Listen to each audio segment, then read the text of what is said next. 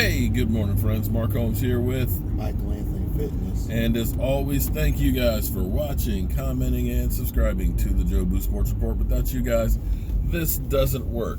You see the sun's coming up. We're actually out early, but apparently not early enough because traffic, well, it sucks as bad as the Washington Redskins.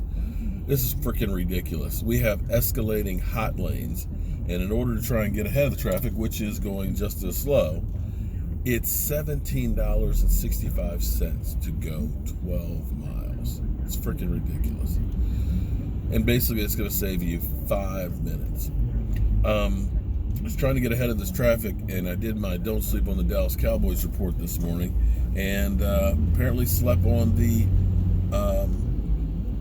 volume on the sound on it, so I screwed it up, so I apologize. But let's get you up to speed. The Washington Redskins need a quarterback. So what do? They spend $84 million on a cornerback who can't cover.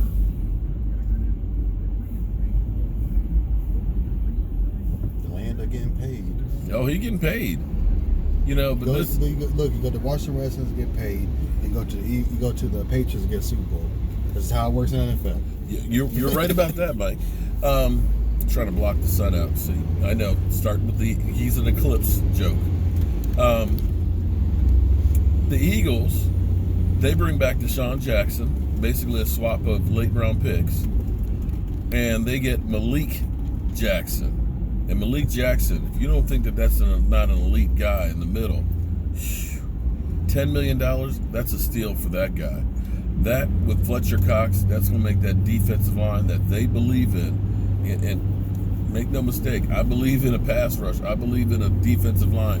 I believe in some guys that are movable. I wish the Dallas Cowboys did, because you put Fletcher Cox and Malik Collins in there and that wide nine defense. That's a scary thing, and that's something to worry about. And what they're figuring is we got to be able to do battle in the middle, in the trenches against the Dallas Cowboys and Zeke Elliott. So they are planning against us. What do we do in free agency?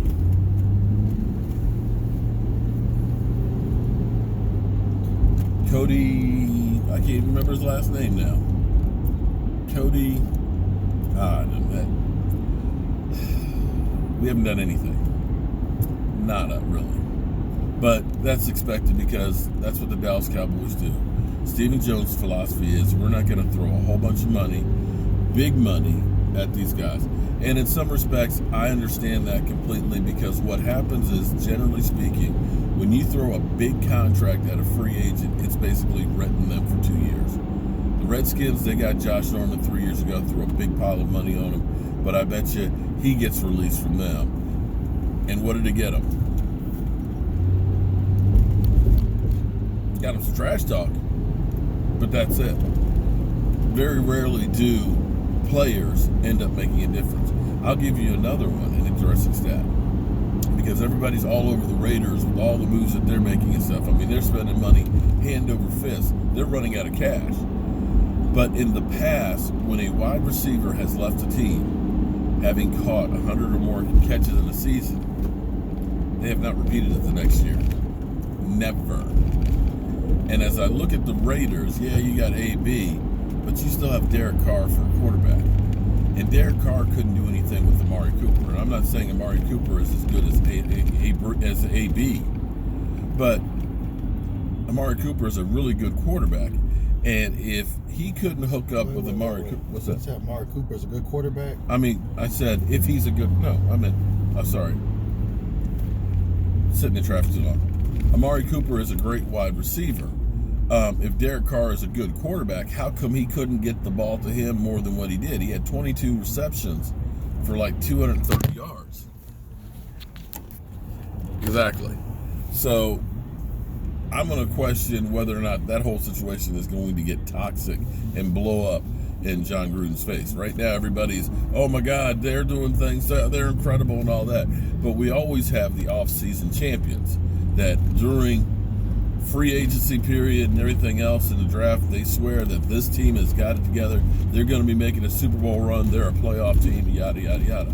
And you remember last year, free agency? The Joneses were on vacation the first week. We didn't do anything. We had everybody talking about, oh, the Redskins got Alex Smith, man, they're great. You know, they've got one of the best quarterback situations now. He's a lot better than Kirk Cousins. He was until he got hurt. No, actually he wasn't. His numbers were worse than Dak's. Dak, during the first half of the season, had That's more. the first time they beat us, and who knows how long. Well, and that was because the officials helped them. That wasn't because they were better than us. I mean, come on.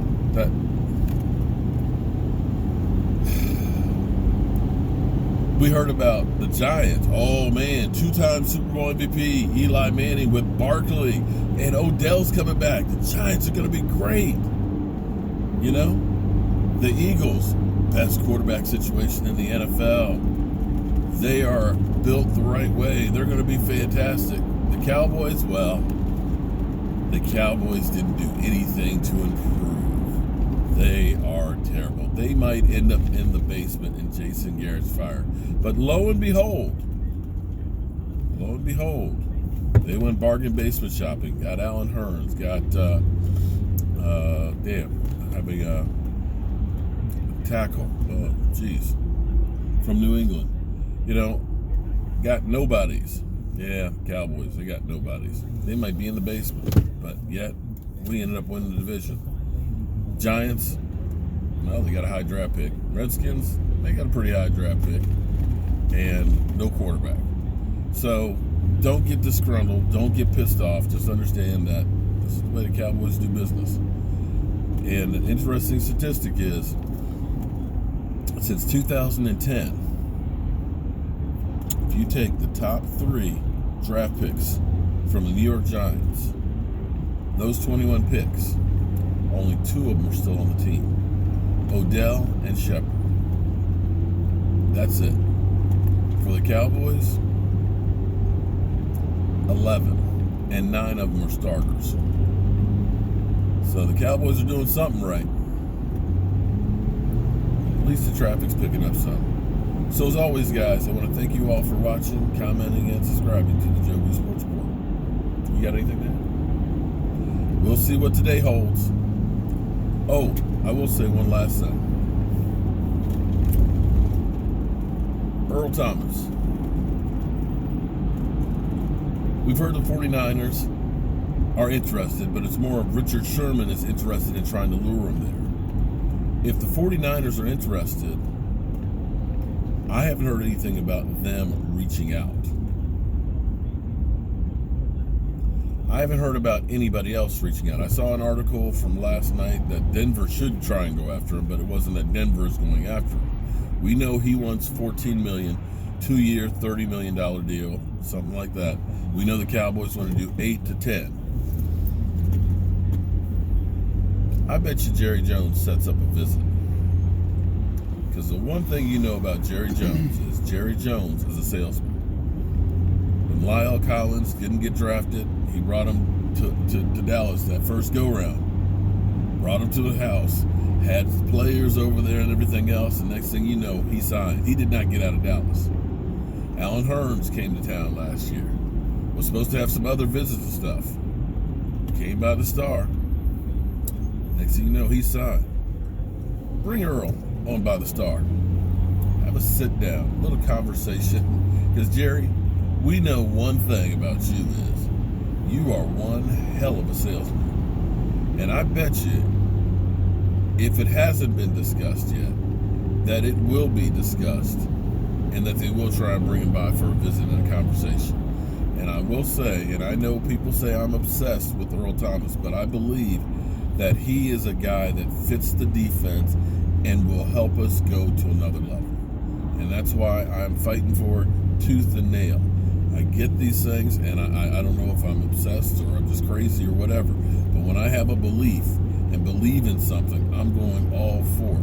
And until he signs with somebody else, if they can find out a deal, make a deal that doesn't hurt the team as a whole, it's worthwhile to bring him here. But I bet you Jerry Jones tries to bring him in for a little sit down, have a little discussion, have a little taste of whiskey. Show them those 5 Super Bowl champions. Walk them around the star and let them know, you can be close to home, son. Close to home. Playing in front of your family. And there's no state income taxes here. Jerry's a salesman. I think Jerry will get it done. All right. Hopefully sometime in the next hour we can get to our job. As always, I want to thank you guys for watching, commenting, and subscribing to the Joby Sports Report. We are out.